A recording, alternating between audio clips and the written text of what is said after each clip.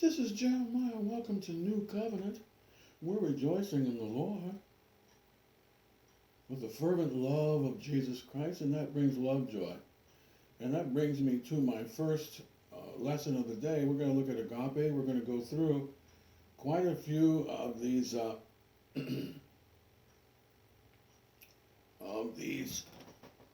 and I didn't get this ready properly. We're going to go through quite a bit of the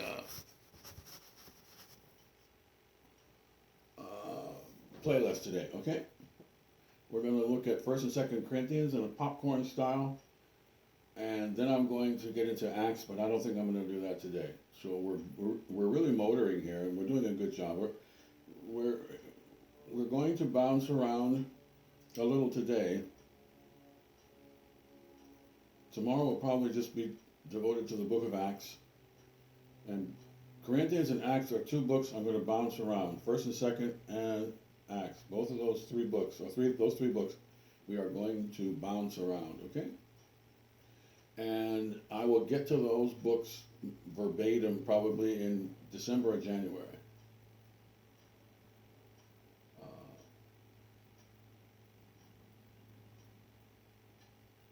And I do have an option to do a popcorn heavy hitter at that time also, because we're really getting into heavy hitters now.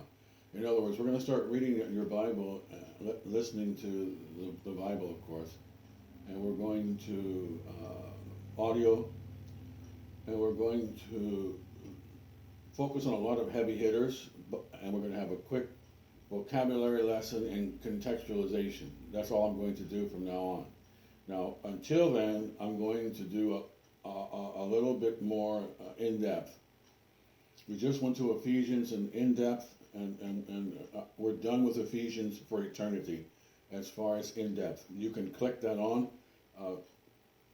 in the general population here. In other words, my monthly lessons are bouncing around. When you see a monthly lesson, we're bouncing around. That's all we're doing. When you want something specific, you're going to have to go to one of the 52 plus numbers we have here. I'm going to go through probably 1 through 18 right now, okay? You can click those on. If they're not there, they're being revised.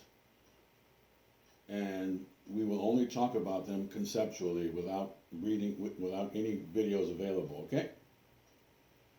And that's how the ministry is being built, by adding the playlists as we move along. However, I will refer to the playlist for you to think about conceptually without any video available. But that's how this ministry is being built, by you being specific, by you knowing where you are at all times. I've been involved in a lot of Bible teaching ministries in my life, and quite a few churches. I played the piano most of the time and led worship and so forth. Praise and admiration and thank you, Lord, for saving my soul. And now we are in a mode here in this particular person of Jeremiah. We're into itemizing basically everything. When we read a book, I'm going to itemize just a few things, and we're going to get very specific, and we're going to get the proper context, and then we'll come back to it again. Because I want to start reading basically the same books in the Bible every 2 or 3 months. So that by the time 1 year has elapsed, we went through Matthew chapter 5 maybe 5 times. We listen to it, and then I make a few remarks, and then we move on. That way we don't have a gazillion videos here in this ministry. I don't want that here, so I mentioned I don't want to mention it too much, but just to let you know what's going on here. Okay, this is Jeremiah. Are you on fire, Jeremiah? That is a correct observation. You get an A for the day.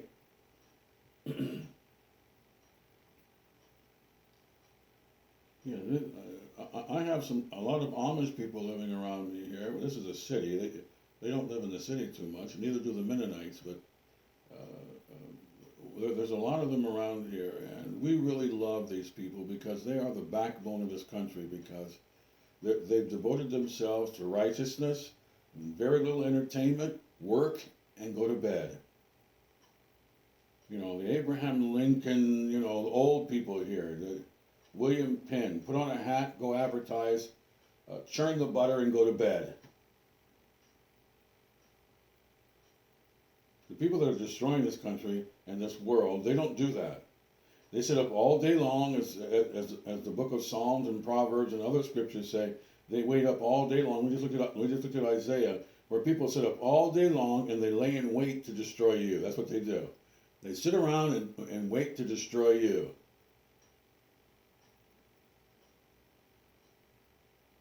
Most of the people that destroy this world are not mind your own business and take care of your family people at all. They'll destroy their own family. We just looked at Mark 13, where the Lord says that people are going to turn their own family in the tribulation period, where you report people who don't want to worship the devil or something along those lines. You can report them. I know a Christian over here around the corner.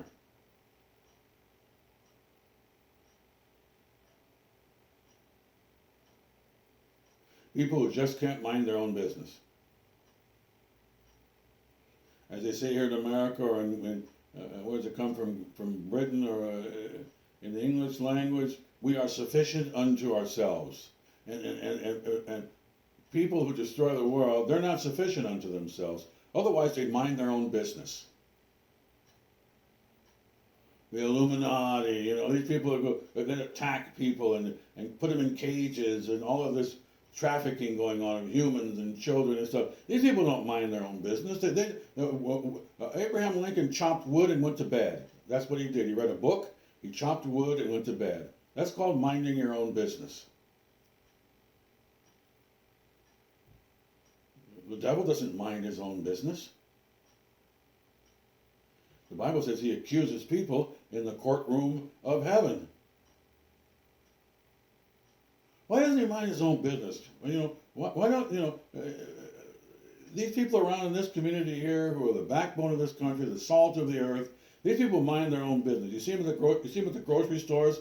The women don't show their legs and their arms and their workout muscles, and you know, and their you know, like Democrat exercise videos with homosexual people and improperly clothed Babylonian Starbucks girls or something. You know, this whole thing is flesh and it's trash, is all it is. But here in Indiana, for example, people live side by side. The people that walk into Kmart, or Walmart rather, and I'm dating myself, but people who walk into Walmart, they're not properly dressed, with tattoos and cigarettes hanging out of their mouth. You know, they don't mind their own business. Because they're putting on a show with tattoos. Why do you put a tattoo on? It's a show, isn't it?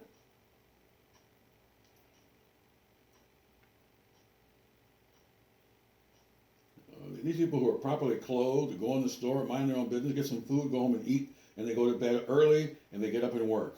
You know, they asked one of these Amish people here the other day about this new medical problem, this worldwide medical issue of health, this health issue. And the lady said, we take vitamin C, and I'm too busy right now to talk about it. In other words, people who have too much time on their hands, they're the ones that don't mind their own business, that insist that you think the way they do, which is really big now amongst Democrats. We don't like the way you think. You know, we don't like you. You're a danger to everybody, so I must censor your conversation. And so this is the way the world is. People don't mind their own business. They sent me an email, Google, Smoogle, whatever their name is, and you know what, you said you didn't like the idea of the health procedures or something, and you don't like the new medical procedure, you know, so we're going to shut you down because you don't like the new medical procedure that's available or something, you know. You know, isn't there a famous ex-president who wrote a book about audacity? Okay, there you go. That's it. It's your dollar bill says bold deeds have good rewards. What are the bold deeds that you get your dollars talking about? What bold deeds? That gentleman wrote a book called Audacity of Hope or something. What is this mindset of audacity? And I'm going to make you do this, and I'm going to do that. Well, one of the recent presidents put out an edict during the holiday season in what was that, 2000 whatever. He put out a law that you can slaughter horses now or something. He put out a law without asking anybody. He signed into law that horses could be used for human consumption. In other words, you can slaughter them in New Mexico, thousands of horses. So I heard, and I haven't validated it, but that the next day or two, thousands of horses were slaughtered out in the open range in the United States of America. So not only did the people not only do a lot of these people not know how to mind their own business, they even go after animals. Minding their own business.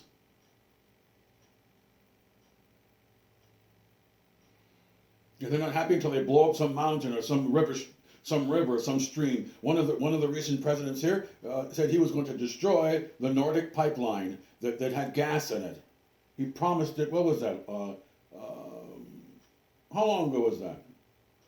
Was that in January or February? One of these head politicians came on TV and said, "I'm going to destroy the Russian pipeline. Don't you worry about it. I'm going to do it." That's what he said. He didn't say how he was going to do it, but he said, "I'm going to destroy it." So he destroyed it a couple of months ago. Why can't you mind your own business? You know, and this is what's irritating about people. You know, he said, "I'm going to do," and then he said he was a champion of the green world. Then he said that. Now he just destroyed the Nordic Sea for 1,000 to 20,000 years. He destroyed the ecosystem, animals, plants, by busting the gas. Then he comes on television and says he's a champion of green products and animals and so forth, when he just destroyed an entire ecosystem. And he's smiling at you. He's smiling at you. This is your world, and this is why we want out of here. We're going to get into the rapture here today, because we're going to talk about getting out of here. Now, let's get to the lesson germane here. I want to go over the first 18 or so or more concepts in this ministry that are in stone for you to click and to look at these terms and these concepts, also called subjects or categories, and you can look at them and browse them at your leisure as the Lord leads you. For the Lord is my shepherd, I have no want. He maketh me lie down in green pastures. He leads me beside the quiet waters. I am not in charge. Psalm 23 should get you alerted. I talk to relatives and friends over the years, people that I've known for a while off and on, and they never talk as though God is in charge of them. And that's not good. Because if they're going to try and make it on their own and to live in their own self-esteem, then that's going to be a roller coaster called hell, because it's hell without Jesus. It's hell without Jesus because you're going to hell, and it's hell because you don't have the peace of God which surpasses all understanding, and you're on your own over there in the corner. Yeah, that's you. I get it from a lot of people I've known over the years. And it's sad, because what they should be speaking is full submission to Jesus Christ, that the Lord is my shepherd, and I don't have any wants because he's my shepherd, and he's the one that makes me go where I go. The steps of a righteous man are ordered of the Lord. I'm no longer the boss anymore. That's one of the big problems of the American philosophy. Is America has over the years decided that we're going to say God bless America at the basketball game, but then when it comes to their real life, they're the ones that are in charge. So I want God to bless me, and I'm in charge. I don't have a shepherd, I'm the shepherd. So God bless America at the baseball game.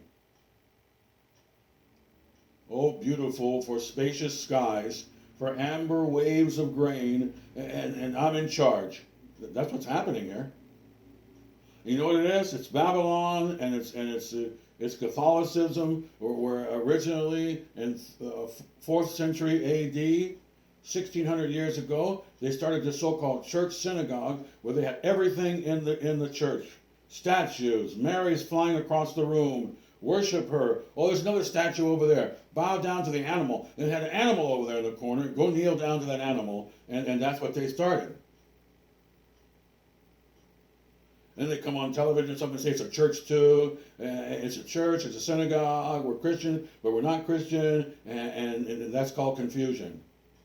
We worship Jesus Christ sometimes, but we also worship a devil or something. And when you go in there, people throw their emotions everywhere.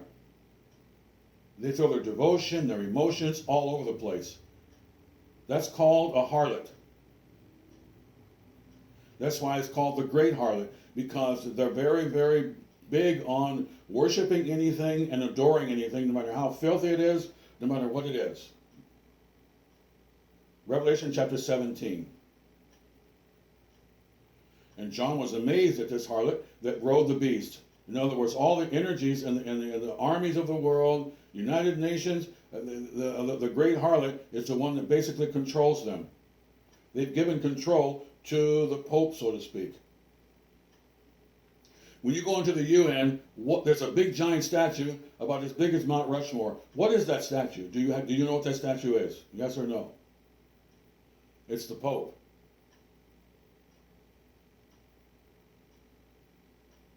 And he worships anything or anybody. It doesn't matter what it is.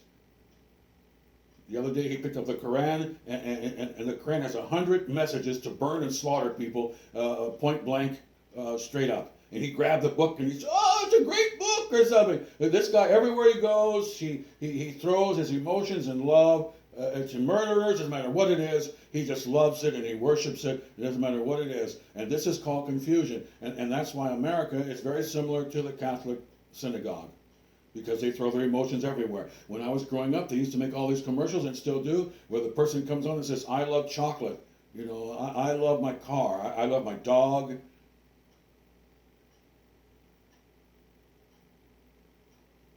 They did a survey on a movie where a man murders 50 children or something, and they did a survey with Americans how many people love the murderer, and a lot of the women unfortunately said they love the guy or something. Listen, where's my point? My point is that people throw their emotions everywhere. I love you today, I love you tomorrow, which means they don't know what love is. That's the point. When you come to Jesus Christ, you know what love is. There is no shadow of turning with God's love, or God-like love. There's no flaky Jake. You know, I love hot dogs. I love mustard. You know, I love ketchup. I had a roommate who was. I had a few roommates in my life to save money or hang around some Christians. We had a fun time. We had a lot of fun off and on, going getting coffee, bringing our Bibles and so forth. But one of the gentlemen said he loved his door, which means he said he loved God, which means he's a liar. That gentleman is a liar. I hope he's not a liar, but there's a 90% chance he's a liar that he loves God. Why? Because you can't love two things. I'll say it again. You can't love two things. You're a liar. You can't love God and love your tree. There's only room in your heart for one love. You're going to have to love somebody. They had a famous song here in America. You're going to have to serve somebody. You're going to find something to love. You're going to find something to adore and worship. You'll go to a concert and adore the violin player. You're going to find something to adore. That's what humans do. He told me he adores his door. So what he's telling me is he doesn't really love God, because you can't love his door and love God. You can't do that. That's why the Master said, we just went in Matthew chapter 10, if any man love mother, father, sister more than me, is not worthy of me. What is God saying in Jesus Christ? What is he saying? If I'm not top drawer, I'm not in the drawer. In other words, you think you can clown with me, show me affection? I had people come over my house, and I'm not going to go into detail, but they pretended as though they loved the family, they liked the family, but we found out that they were trying to slap my sister around the corner or something. Listen, a lot of people are fake. That's my point. They want to come up and get some food, some donuts or something, but tomorrow they might attack you. You don't know that. That's what makes that Jerry Springer show in America so interesting on many levels, because the people say, Billy loved me, but now he beats me up and he gets drunk and he'll come on the TV show and go, I do love her right now, man. I love her. I do. But tomorrow I can't promise anything. That's not love. That's affection, like an animal. An animal can show you affection one day, and the next day they might eat you if they're hungry. The point is that this whole idea that you understand love because you know animals, or you have boyfriends, or all of this, that's not necessarily love. That can be attraction, and it can be emotion that just lasts for the day. Babe Ruth was one of the most loved people in the history of the United States, but they say he died in the bed by himself because he wasn't hitting home runs. That's why. People loved you or have affection towards you based upon performance. You look good, you gave me some money, you cleaned my car, you did something for me, therefore I have affection for you.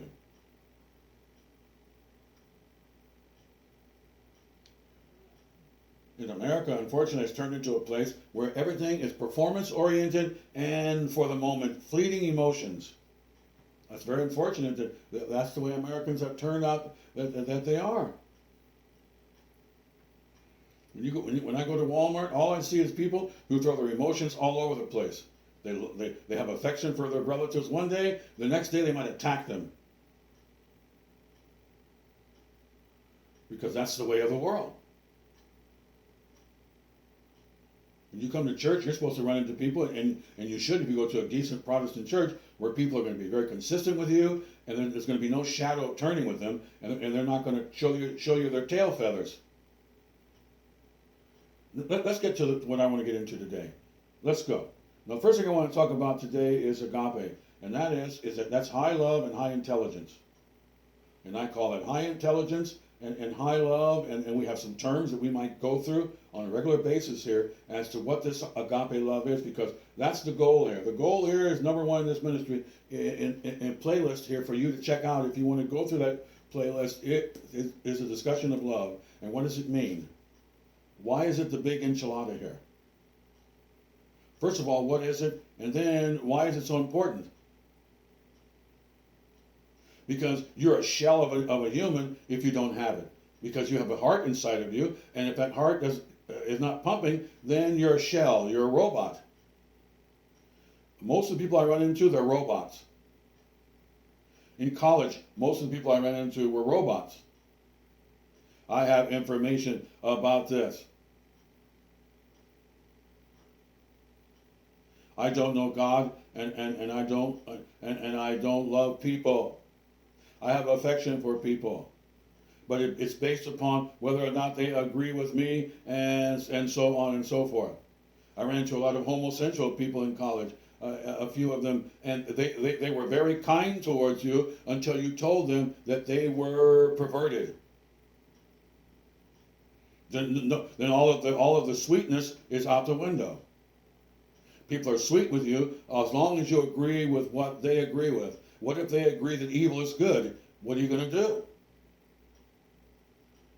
They're not going to like you anymore. But agape love is constant and it's steady. And it's very deep, and it also has high intelligence. God's love always has high intelligence. If you go by emotion only without thinking, you could find yourself anywhere.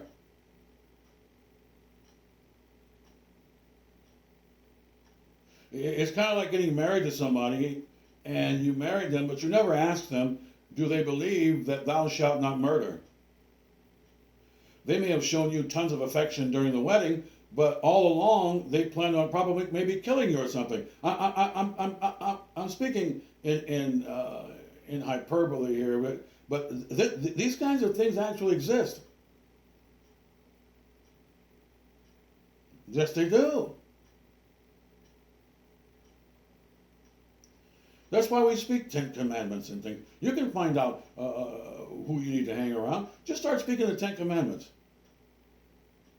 And if it bothers them, then you might want to stay away from these people. And of course, then we've been looking at the Bible here in the book of Romans and elsewhere, and now in Corinthians, I'm going to get into later on. Some people quote the law so they can beat you up with it.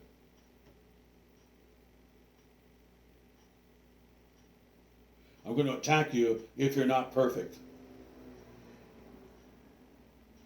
There was a recent president who said, if you don't go through this medical procedure, I'm getting very impatient with you, like we're his children or something. You know, I'm getting very impatient with you. You know, what a clown! I mean, come on.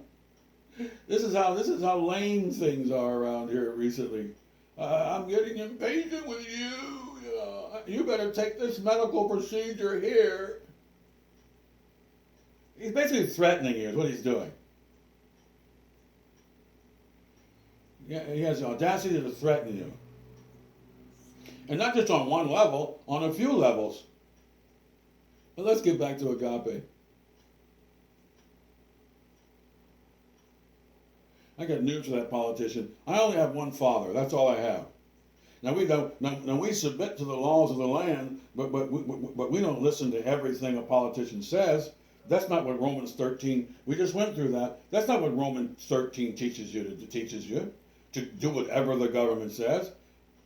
The Bible says for you to submit to the government as long as they're basically asking you to do something within reason. In other words, our government became very similar to Sharia law. In other words, our government is starting to look like Sharia law government, where they force you to murder people or something, you know, and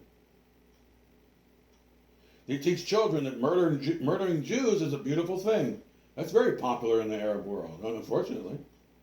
What's my point? My point is that what the government teaches you, you're not supposed to listen to whatever they say and like what they say and all of that.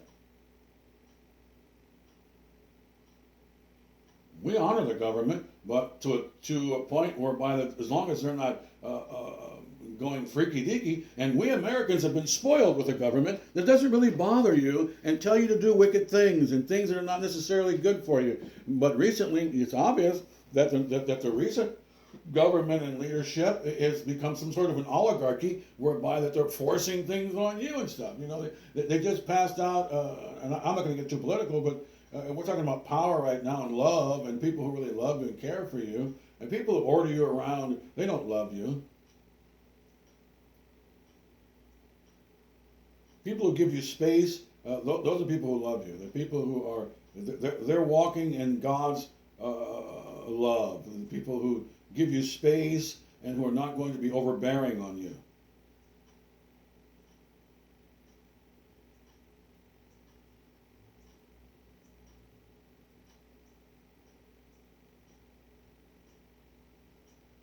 They have all kinds of things that are very popular here in the United States that emerged in the past couple of years.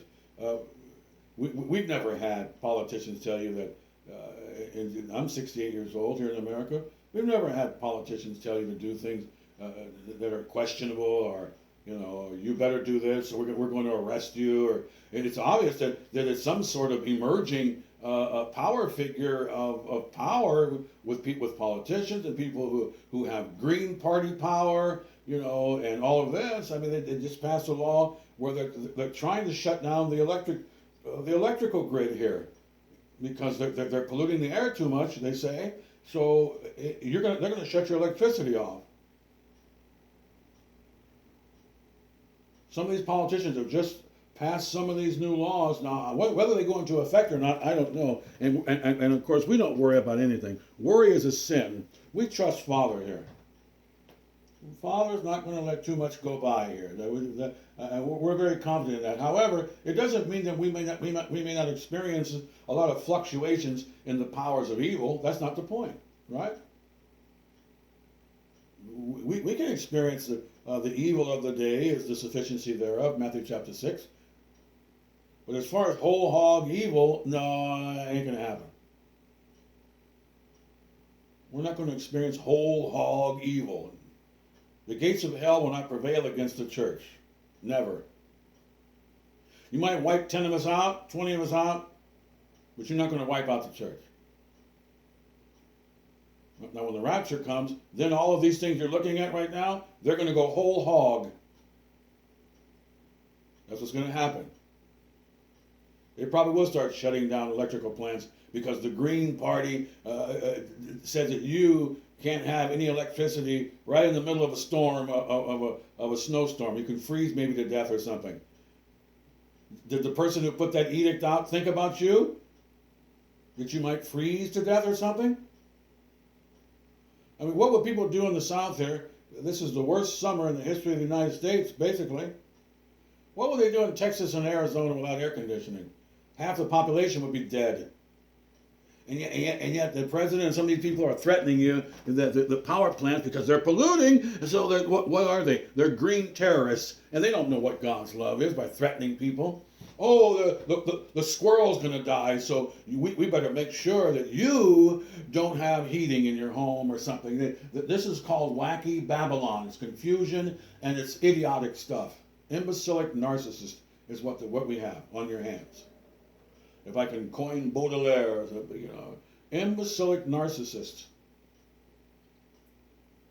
Power figures, and they're smiling at you one minute, they're threatening you the next minute, that goofy little smile some of these politicians have now, that sick little smile of a clown, but little beady eyes, this is horrible. And we're going to get into the rapture because we want out of here. We want Lord to get us out of here. He'll get us out of here.